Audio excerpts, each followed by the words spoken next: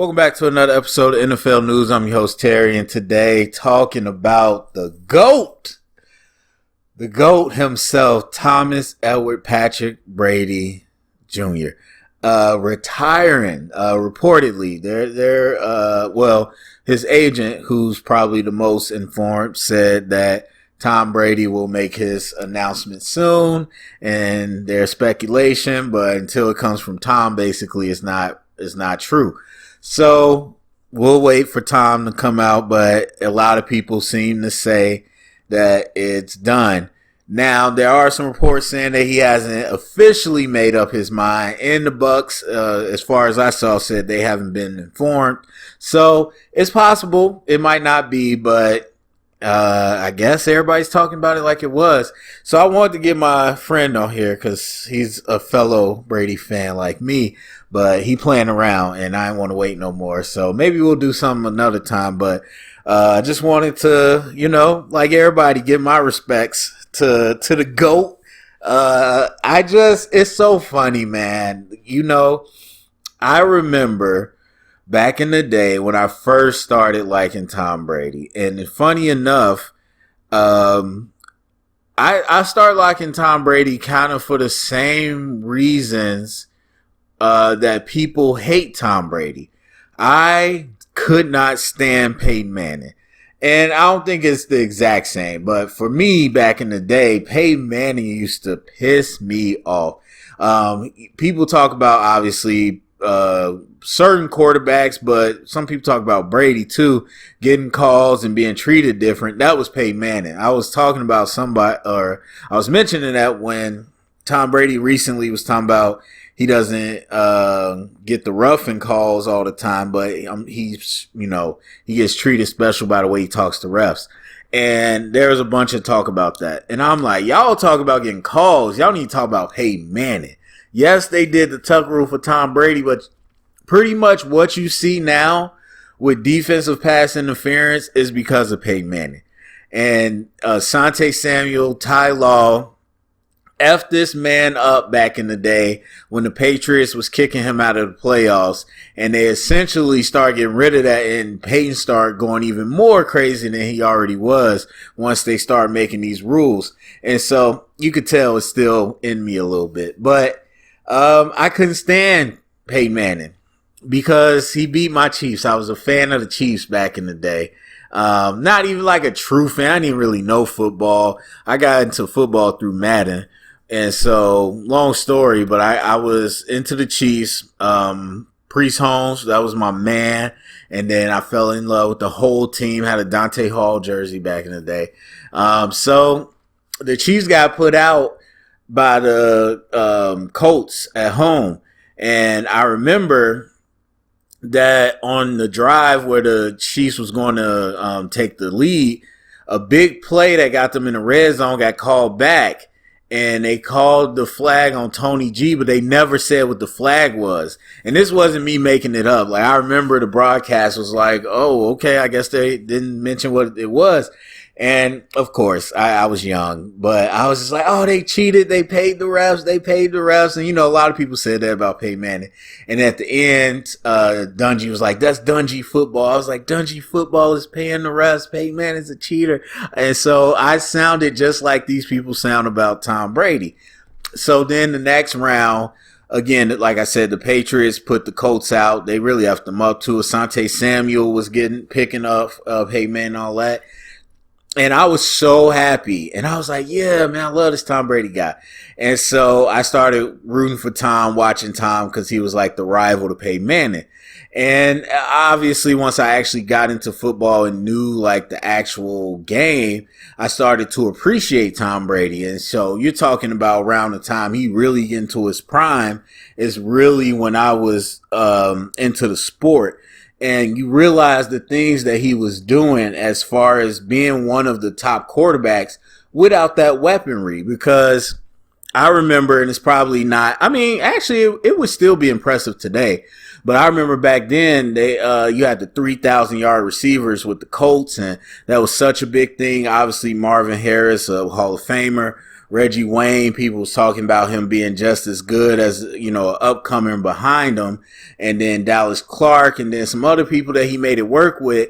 And obviously we know Randy Moss and all the weapons around the league. And here was Tom Brady where it was like, this man doesn't really have anybody. And he's throwing to Mike Vrabel and, linebackers on the goal line and stuff. So I just respected that. And then when you become a student of the game and you really get into the game, his accomplishments is second to none. So, but that's kind of my introduction to Tom Brady, which, again, I was a young kid, so that's fine. But these adults that still act like that, I don't know. But I was acting like that towards Peyton Manning, and Tom Brady was kind of the kryptonite. And one of my younger brothers was a big Peyton Manning fan. I really don't know why, but we would always argue. We would get into some arguments, some big arguments about Brady versus Manning. And then eventually, it turned a corner. It was no longer a discussion, especially the way Peyton Manning's career ended. Even though he was able to go to Denver and win, we all know what the actual football conversation was around Peyton Manning. It wasn't what it used to be. And I respect Peyton Manning now, 100%, but I hated him. And I was so happy when he retired. And then Tom Brady just went on a storm. So I was always a fan and a supporter of Tom Brady back then, but to see what he's done over the years, and I get that there's still a lot of people that hate. Number one, there's people that feel like, oh, I'm tired of seeing him, casual fans. I don't want to keep seeing them, blah, blah, blah. And it becomes kind of a fun thing to hate on the Patriots and Belichick and Tom Brady. And then there's some, there's some that really try to downplay his football ability and accomplishments. For whatever reason, maybe they team was getting beat by him or whatever the case may be, and they try to bring up the cheating and all that, and we'll get into that. And that's fine. It's not like we're going to ignore all that stuff, but I think anybody that calls themselves a football fan, if you really try to ignore what Tom Brady means to American sports, to football, to the quarterback position, you be silly. You be silly. We're talking about Jordan. We talking about GOAT stuff. And I know there's Jordan versus LeBron debate, but there is no, and LeBron would never debate what Jordan did to the game of basketball to elevate it. And I think that's the same thing with Tom Brady. He elevated the sport and really did some amazing things. I mean, just in the narrative and the story of it is crazy. Not even getting into the technical X's and O's in football, just the story, the documentary, I forgot what word I'm thinking of, but just the narrative. There you go. It is incredible. So yeah, I've seen some great things, some great moments, being a fan of Tom Brady as I got older and realized, my loyalty to the city and everything. That was probably at 18. That's when I was Chicago everything. And there's a lot of people that still have different loyalties, but I think around 18 when I went to college, that's when I first was like, I'm Chicago everything. And I mean, I was a Bears fan, don't get me wrong.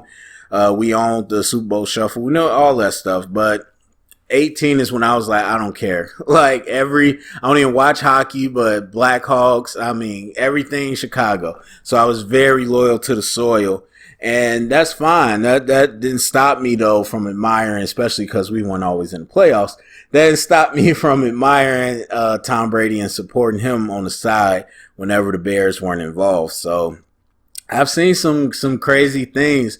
His younger days with those first 3 Super Bowls, I think that's more like iconic. Not iconic, but like I don't know. I was younger. It's more like a movie to me, and seeing it on Madden and seeing the NFL films and all that stuff. Even though I watched it live, I was just really young to even know what was going on. So that to me is more like a movie.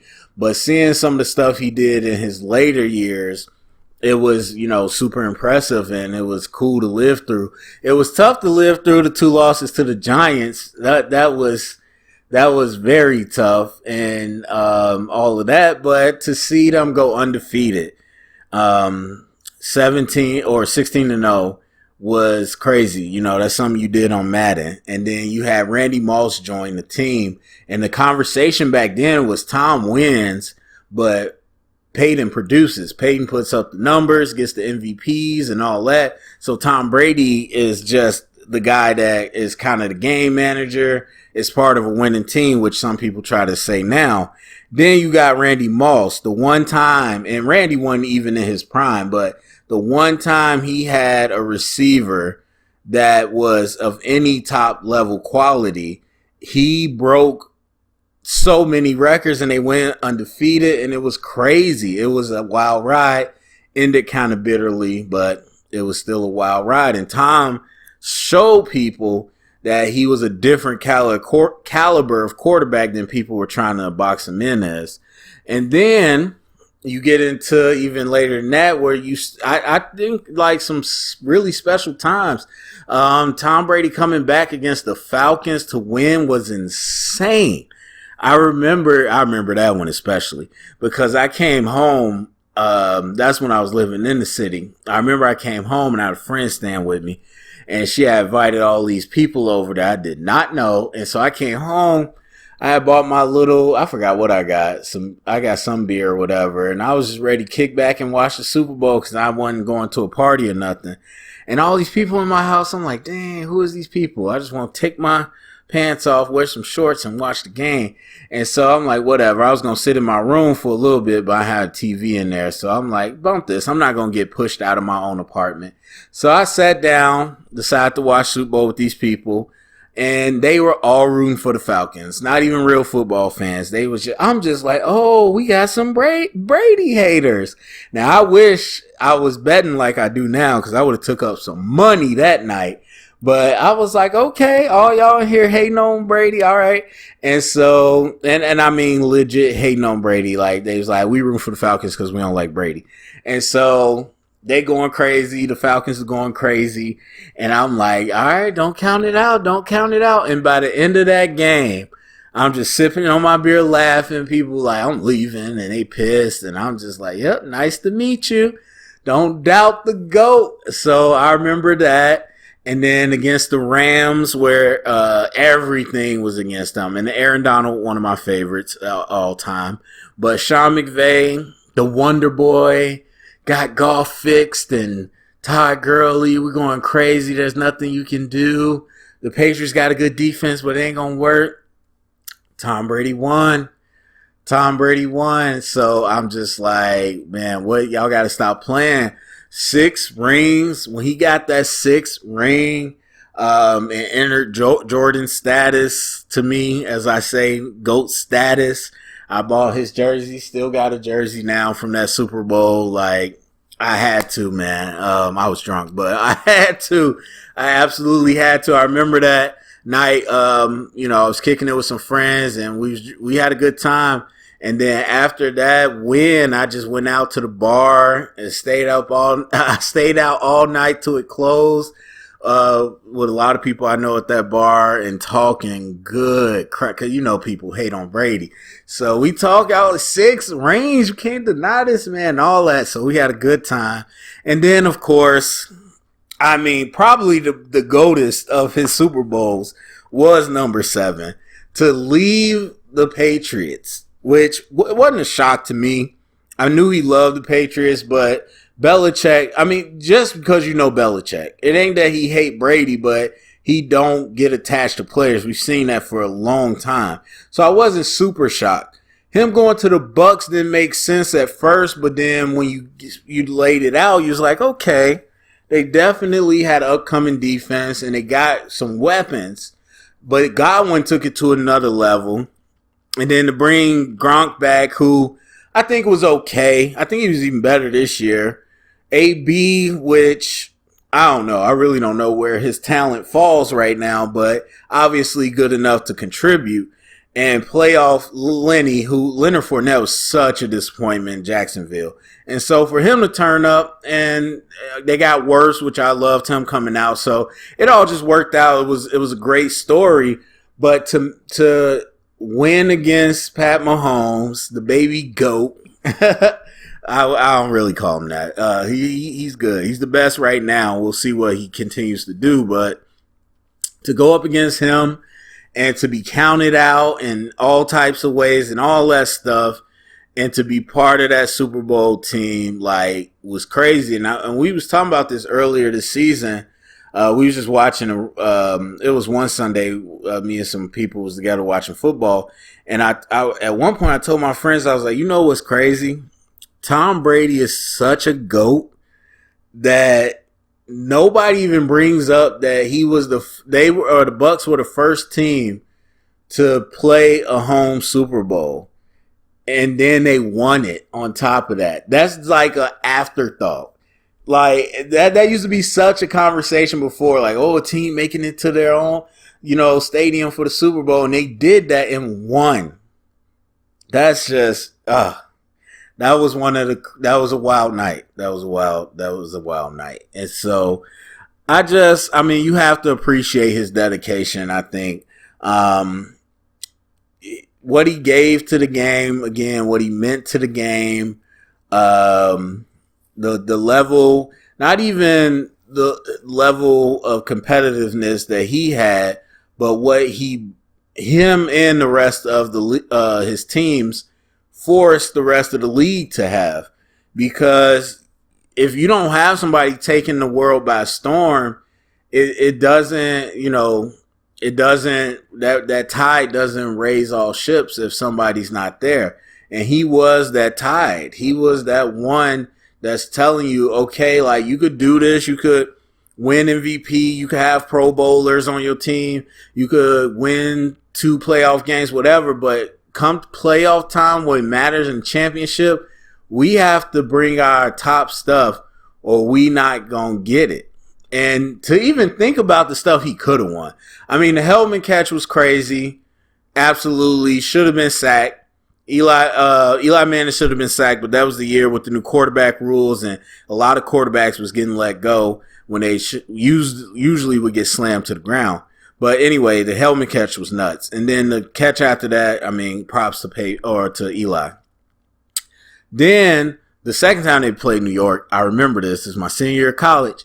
That last Hail Mary, Gronk was there. He didn't throw it to Gronk, but Gronk was there off the tip. If he would have laid out, he probably could have caught that ball and they would have won. But anyway, there's that. There's 2. And then, of course, you got the Philly special and all that. Man, to think like Tom could have had more rings, which is even crazier. But I don't even look at that as the fact that he always had his team there. I wouldn't say yeah. Let me not. I love Tom Brady and we respect him to go, but I'm not going to fall into all these narratives of it's only the quarterback out there. Tom was part of that team, and everybody else had to do their job 100%. But I do think what Belichick has said is right. The best player, the leader on the team, has to be bought into the program in order for everybody else to buy in. If Belichick came in with 7 rings, then yes, he could have that sway, but he didn't. He built it with Tom.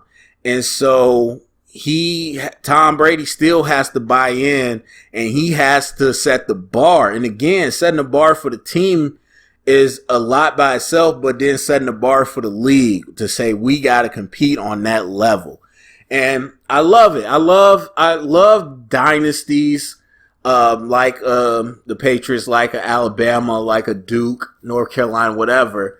For the most part, college sports is always a little iffy because they get to recruit.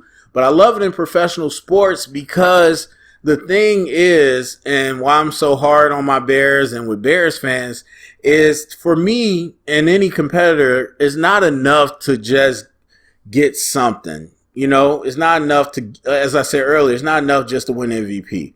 or to say we got the most Pro Bowlers, or to make it to the first seed, or to make it to the Super Bowl. Like, it is not even enough to win the Super Bowl. We saw the Eagles won a Super Bowl like we were just talking about. Where have they been since? We've seen that a lot. We've seen the Rams make it to the Super Bowl, and then until they switch it up with Stafford, look like they might not go back. And so it's not enough to just do that, but what does it take to dig in, as some people say, the Mamba mentality, to critique and to get better and to push for consistency? One of the hardest things to do is professional sports. And to see what Tom Brady was able to be a part of is directly tied to his ability as a competitor. And then on the field, you know, we don't have to go into the X's and O's, but we saw, again, what he was able to do. And which wasn't, I would say, very outstanding during most of his career until the last 3 or 4 years, where it's like, oh, Tom Brady stands in the pocket. Tom Brady reads the defense and gets the ball out quick against a blitz. Like, that's like almost a relic right now. Most of his career, that was standard operation. Everybody did that. He just did it at a high level. Now it's like he's almost a dying art form. And I don't want to make it dramatic because, again, I think, you know, that style of quarterback play is what gets you to win. Mahomes, when he's doing his most damage, is when he's being a little more traditional. But anyway, point being, Tom Brady, he just brought, I think, a different level to the league and to his teams, and again, what he was able to do. I honestly don't care, because I've been a part of the journey. I don't care if he got to 7 or not. I think it's still kind of remarkable to see him just be part of that fight every year with his team. That's been the craziest part. And it's been a joy. It's been a joy. I'm not going to lie. It's been a joy to be on the side of being right and shutting up people. It's been a joy to be a part of the argument. It's been a joy to see what new thing he was going to do, because especially with the Patriots, they did a lot. They were run dominant some years. They were a little more pass dominant some years. Some games they was up tempo in the same game that they was grinding the clock out. So to see a team and a player that could adapt and be part of so many schemes, it was just impressive, and it was a joy to watch. That's all I can say. So if it is the end, and I would have loved to see him play to 45, I would have loved to see him to go to the Super Bowl this year. But even on, I would say, the last sample of Tom Brady, it's him in a nutshell. They was getting killed by the Rams, and the defense had to stand up and make some plays. And I don't even know that this was vintage Tom Brady, but even still, because I don't feel like he was in it like he usually is. But even still, when the moment came, he did all he had to do. And you know what? It's kind of fitting. It's kind of fitting. Instead of overtime and all that, it's a blown coverage. They lose. Nothing Tom could do. It's kind of like the narrative on this retirement. I've done all I could do.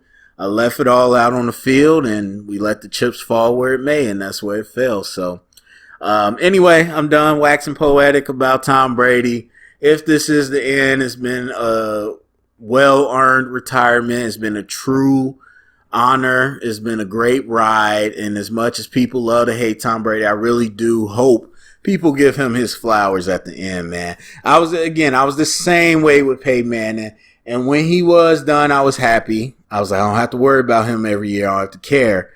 But still, when he was done, I had to respect his game and respect his legacy. And I hope people do that for Tom. So that's it for me. Go down comment section. Let me know what you think. Share it around. Get the conversation started. Thumbs up, subscribe, and thank you for listening.